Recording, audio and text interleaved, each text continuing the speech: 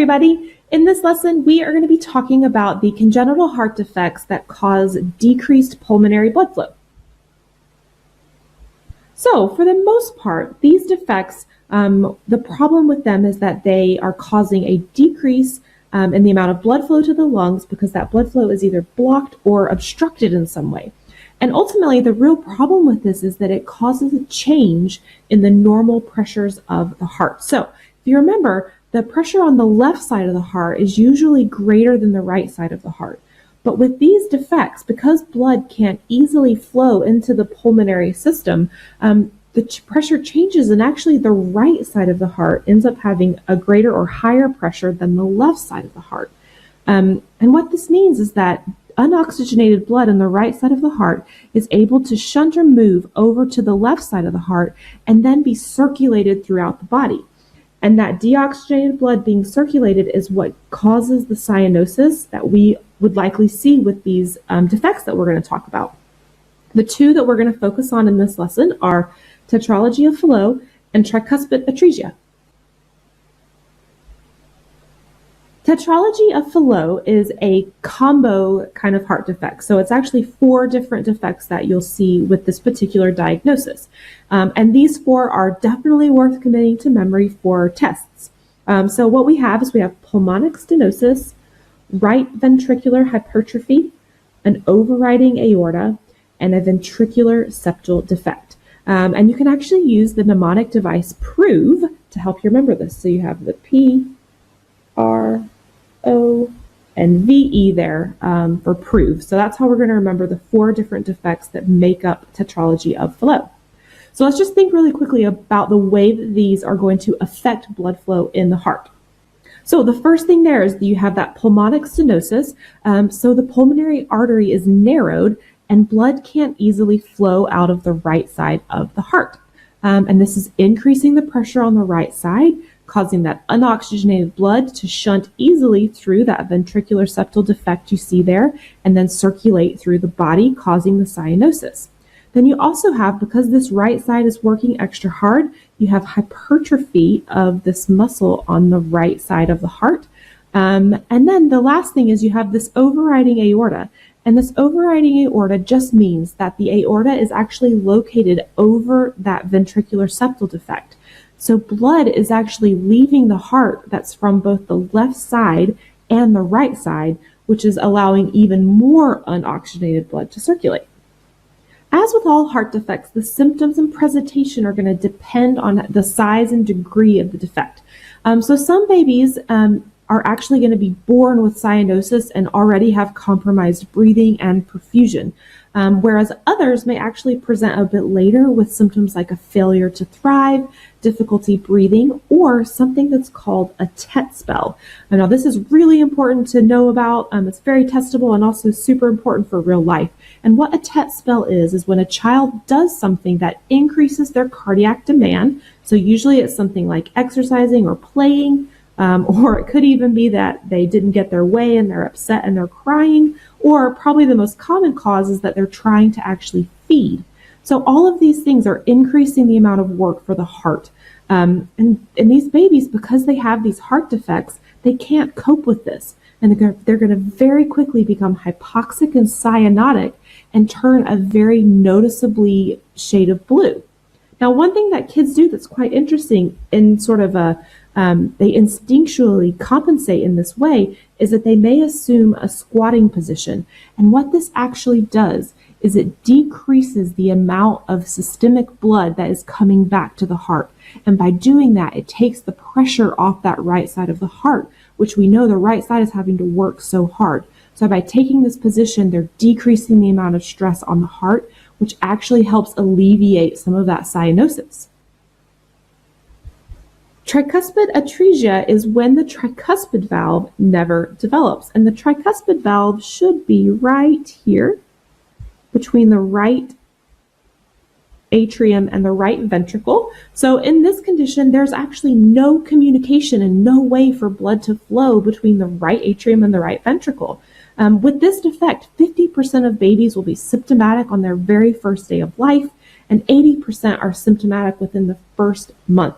Whether or not they are symptomatic all depends on whether or not there's an opening, like an ASD, VSD, or PDA, that's going to allow blood to flow and mix. If there isn't an opening, then they're going to experience cyanosis much, much faster. If they do have an opening, they may sort of for a while have things like tachycardia and dyspnea. These kids are also very, very likely to have heart failure. And so you're going to be looking for those signs and symptoms of heart failure that we covered in the first lesson on the congenital cardiac defects. Okay, so let's talk about our therapeutic management of these two different heart defects. So babies with tetralogy Fallot need surgery, or will most likely need surgery within that first year of life. And it's important to know that this surgery is not curative. This isn't going to fix everything. We're simply trying to sort of make the best of the heart that they have and get the most optimal blood flow that we can.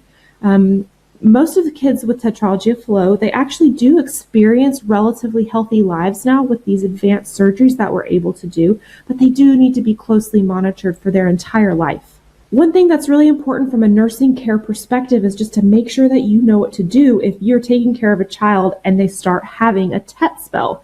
So the first and most important thing that we need to do is try and keep that child calm. Remember, the stress increases cardiac demands, so we want to keep them as calm as possible. And then you want to put them in that knee to chest position. So you're really simply going to put their knees up to their chest. And this is, again, going to help with that blood flow. And then you're going to want to administer oxygen, and then you're going to be giving them IV morphine. So remember, that knee to chest position helps to increase peripheral vascular resistance, and it also decreases systemic vascular return. That's a lot of big words there, but what it just means is that blood flow coming back to the heart is going to be less, and this reduces pressure on the right side, which reduces the amount of unoxygenated blood that's shunting from right to left. Okay, so we're decreasing that heart flow on the right side so that we minimize the unoxygenated blood going through the body. The morphine does a couple of things for the patients as well. So first, it calms the child down. It reduces the respiratory rate, which reduces cardiac demand.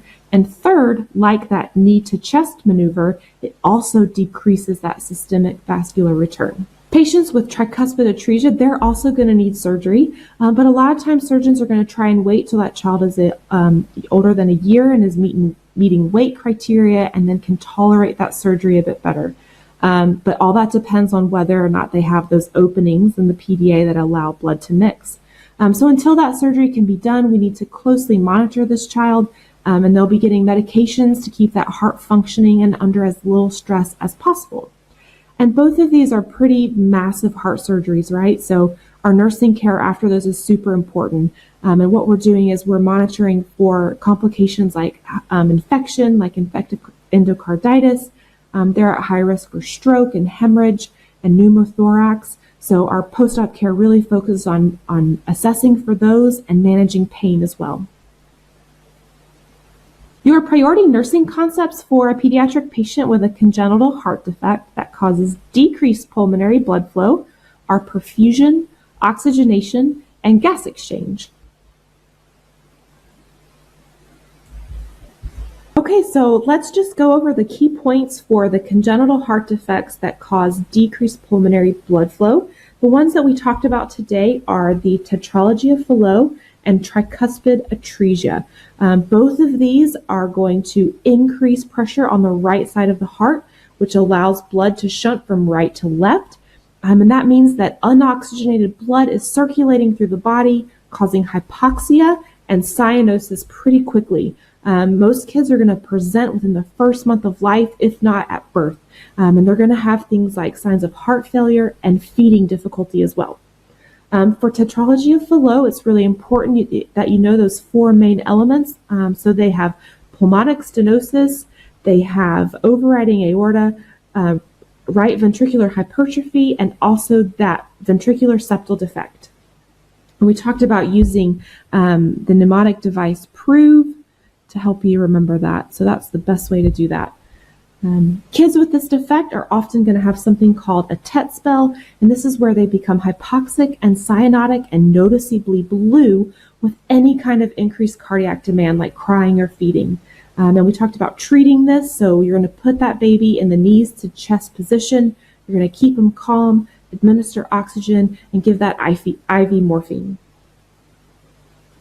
Tricuspid atresia is when there is no tricuspid valve and blood cannot flow from the right atrium to the right ventricle, and this causes unoxygenated blood to be circulating throughout the body. And both of these that we talked about here are going to be needing surgery. All right, you guys, that's it for our lesson on congenital heart defects that cause a decreased pulmonary blood flow. Make sure you check out all the resources attached to this lesson. Now go out and be your very best self today, and happy nursing.